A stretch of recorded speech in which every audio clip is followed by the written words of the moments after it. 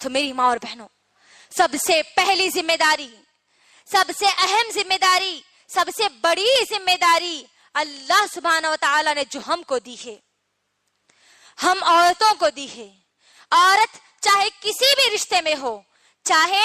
ماں کے رشتے میں ہو، چاہے بہن کے رشتے میں ہو، چاہے بیٹی کے رشتے میں ہو، چاہے بہو کے رشتے میں ہو، چاہے ننند یا دیورانی کے رشتے میں ہو، چاہے وہ خود ساس کے رشتے میں کیوں نہ ہو، ہر عورت کے لیے چاہے وہ کسی بھی رشتے سے تعلق رکھتی ہو، اس کے لیے سب سے پہلی ذمہ داری، سب سے اہم ذمہ داری، سب سے بڑی ذمہ داری اس کے لیے یہ ہے کہ وہ اپنے لیے دین علم کو حاصل کرے.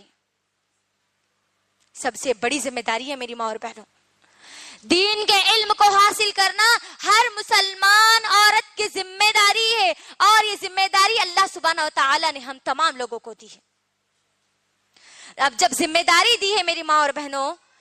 تو میں ایک اور حدیث بھی آپ کے درمیان رکھ دیتی ہوں. صحیح مسلم کی حدیث ہے، بخاری کی بھی حدیث ہے، بخاری اور مسلم دونوں کی حدیث ہے. اللہ کے رسول صلی اللہ علیہ وسلم فرماتے ہیں کہ ہر شخص ذمہ دار ہے. غور سے سنیے میری بہنوں، ہر شخص ذمہ دار ہے، اور ہر شخص سے اس کی ذمہ داری کے مطابق سوال کیا جائے گا. ایک حاکم، ایک لیڈر کی ذمہ داری اس کے عوام کی ذمہ داری ہے، اس سے کل اس کے عوام کے بارے میں سوال کیا جائے گا. ایک مرد اپنی بیوی، اپنے گھر والوں پر ذمہ دار ہے، اور اس سے کل قیامت کے دن اس کی ذمہ داری کے بارے میں سوال کیا جائے گا. عورت اپنے شوہر کے گھر کی ذمہ دار ہے، شوہر کے بچوں کی ذمہ دار ہے، شوہر کے مال کی ذمہ دار ہے، اور کل قیامت کے دن اس عورت سے اس کی ذمہ داری کے بارے میں سوال کیا جائے گا. گویا ہر عورت ذمہ دار ہے، ہر انسان ذمہ دار ہے، اور ہر ایک سے اس کی ذمہ داری کے بارے میں سوال کیا جائے گا. غور کریے، سب سے پہلی ذمہ داری اللہ نے مجھے اور آپ کو یہاں پر بتلا دی کہ علم دین کو حاصل کرنا ہے. غور کریے میری بہنوں کہ یہ علم دین حاصل کرنے کی ذمہ داری ہم نے کتنی ادا کی ہے، کتنی ہم کو ادا کرنا ہے. کیا ہمارے پاس اتنا وقت ہے کہ ہم کہہ دیں کہ آج نہیں کل میں سیکھ لوں گی، ابھی تو میں جوان ہوں، بوڑھی ہونے کے بعد سیکھ لوں گی؟ بولیے، کیا ہمارے پاس اتنا وقت ہے؟ نہیں میری ماں اور بہنوں، نہیں ہے.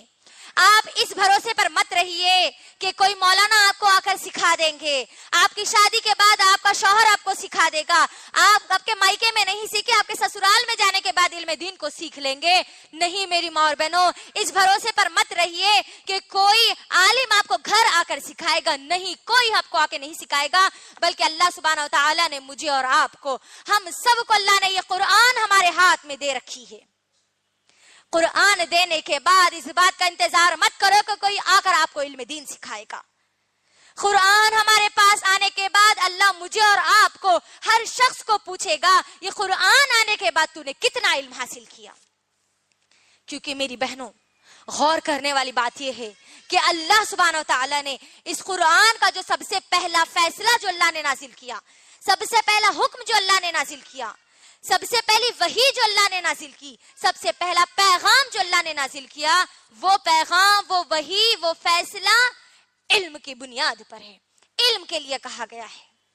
سورہ علق کی ابتدائی 5 آیاتیں میری ماں اور بہنوں سب سے پہلے نازل کی گئی، اور ان آیات میں کیا بتایا گیا؟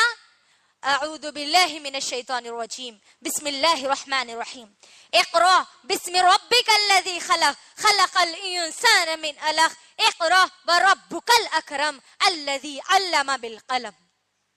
اللہ نے یہ آیتیں سب سے پہلے نازل کی ہے. غور کریے میری بہنوں، سب سے پہلا حکم مجھے اور آپ کو، ہر انسان کو، ہر مسلمان کو اللہ سبحانہ وتعالی نے علم سیکھنے کی دی ہے. یہ ذمہ داری آج ہم کتنی ادا کر رہے ہیں؟ سوال کریے اپنے آپ سے، اپنے آپ سے سوال کریے کہ آج میں علم حاصل کرنے کے لیے کیا کر رہی ہوں، جبکہ اللہ نے پہلا حکم یہی نازل کیا. میری بہنوں غور کریے. اس کے ساتھ ساتھ سنیے ابن ماجہ کی حدیث. اللہ کے رسول صلی اللہ علیہ وسلم فرماتے ہیں، ابن ماجہ جلد نمبر 1 حدیث نمبر 224، اللہ کے رسول صلی اللہ علیہ وسلم فرماتے ہیں، ہر مسلمان کے لیے چاہے وہ مرد ہو یا عورت، علم کا سیکھنا ضروری فرض ہے. علم کا حاصل کرنا ہر مرد اور عورت پر فرض ہے. غور کریے میری بہنوں، جس طریقے سے نمازوں کی پابندی کرنا ہمارے لیے فرض ہے، جس طریقے سے رمضان کے روزے رکھنا ہمارے لیے فرض ہے، جس طریقے سے اللہ نے ہم کو استطاعت دی ہے، زکوٰۃ ہم کو اگر ہمارے مال میں نکلتی ہے تو زکوٰۃ دینا جس طریقے سے فرض ہے، جس طریقے سے حج کرنا فرض ہے، اسی طریقے سے میرے اور آپ کے لیے، ہر مسلمان عورت کے لیے، ہر مسلمان مرد کے لیے علم دین کو حاصل کرنا، اس قرآن کے علم کو حاصل کرنا فرض ہے۔ یاد رکھیے میری بہنوں، یاد رکھیے، اس کے اندر ایک اور بات سمجھنے اور غور کرنے کی ہے۔ جو لوگ یہ کہتے ہیں کہ علم سیکھنے کا معاملہ صرف مردوں کے حد تک ہے، اس آیت پر غور کرنے سے ہم کو یہ بات معلوم ہوتی ہے کہ اللہ نے کہا کہ اقرأ، پڑھو، بسم ربک الذی، اپنے رب کے نام سے پڑھو،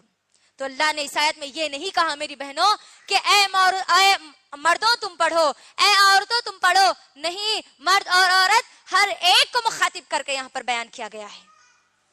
غور کرنا میری بہنوں، تو علم دین کو حاصل کرنا ہم سب کی سب سے پہلی اور سب سے بڑی ذمہ داری ہے۔ اب میری ماں اور بہنوں، جب ہم لوگ یہ سمجھتی ہیں کہ قرآن کا علم مجھے اور آپ کو حاصل کرنا ہے، سیرت نبوی صلی اللہ علیہ وسلم کا علم مجھے اور آپ کو حاصل کرنا ہے، تو میرا آپ تمام لوگوں سے ایک سوال ہے میری ماں اور بہنوں، اس سوال کا جواب دینے کی کوشش کرنا۔ جب اللہ سبحانہ و تعالیٰ نے مجھے اور آپ کو اس قرآن کا علم حاصل کرنے کا حکم دیا ہے، تو میرا سوال ہے آپ تمام لوگوں سے کہ اللہ سبحانہ و تعالیٰ نے اس قرآن مجید میں سب سے پہلا علم کس چیز کا حاصل کرنے کا حکم دیا ہے؟ کوئی مجھے بتا سکتے ہیں کہ اللہ سبحانہ و تعالیٰ نے قرآن مجید میں سب سے پہلا علم کس چیز کا حاصل کرنے کا حکم دیے ہے؟ چلیے میں ہی آپ کے درمیان رکھ دیتی ہوں میری ماں اور بہنوں، اللہ نے جہاں کہہ دیا کہ علم حاصل کرنا ہے، ہر مسلمان عورت کی سب سے پہلی اور سب سے بڑی ذمہ داری جب علم حاصل کرنے کی ہے تو اس کے لیے سب سے اہم بات یہ ہے کہ وہ سب سے پہلے اللہ سبحانہ و تعالیٰ کا علم حاصل کرے، کیونکہ اللہ سبحانہ و تعالیٰ نے قرآن مجید میں سورہ محمد سورہ نمبر 49 آیت نمبر 19 میں اللہ سبحانہ و تعالیٰ نے کہا فَعَلَمْ أَنَّهُ لَا إِلَهَ إِلَّا اللَّهُ، اللہ سبحانہ و تعالیٰ کہتے ہیں کہ لوگوں علم حاصل کرو کہ اللہ کے سوا کوئی معبود نہیں ہے۔ ہم کو علم سب سے پہلے کس چیز کا حاصل کرنا ہے؟ کہ اللہ کے سوا کوئی معبود نہیں ہے، اس بات پر مجھے اور آپ کو ہر ایک کو ایمان لانا ہے۔ جب ہم یہ علم حاصل کریں گے تو ہمارا ایمان مضبوط ہوگا۔ میری ماں اور بہنوں، ہم کو یہ بات بھی، یہ علم بھی سیکھنے کی ضرورت ہے کہ جب ہم یہ علم حاصل کریں گے کہ اللہ کے سوا کوئی معبود نہیں ہے تو اس علم کے لیے ہم اپنے ایمان کو کیسے مضبوط کریں، اس کے لیے مجھے اور آپ کو، ہر ایک کو، ہماری صحابہ اور صحابیات کے طریقوں کو دیکھنا ہوگا کہ انہوں نے کیسے مصیبتوں، پریشانیوں میں اپنے قدم کو جمائے رکھا، کیسے وہ اس دین علم کو حاصل کیا کرتی تھی، کیسے اس دین علم کے ذریعے اپنے ایمان کو مضبوط رکھتی تھی۔ میری ماں اور بہنوں، اللہ کے لیے غور کرنا اور دین علم کو حاصل کرنا، کیونکہ ہم نے سب سے پہلے یہاں پر کہہ دیا کہ ہم کو حاصل کرنا ہے علم فَعَلَمْ أَنَّهُ لَا إِلَهَ إِلَّا اللَّهُ، کہ اللہ کے سوا کوئی معبود نہیں ہے، ہر چیز کا کرنے والا، مصیبت دینے والا، پریشانیاں دینے والا، زندگی دینے والا، موت دینے والا، بیماری دینے والا، شفا دینے والا، آپ کو تمام خوشیاں دینے والا، تمام کے تمام غم دینے والا، آپ کے بنتے ہوئے کاموں کو بگاڑنے والا اور بگڑتے ہوئے کاموں کو بنانے والا صرف ایک خالق، ایک مالک، ایک رازق، صرف اور صرف اللہ سبحانہ و تعالیٰ ہے۔ اس بات کو ہمارے ذہنوں میں ہم کو بٹھانے کی ضرورت ہے۔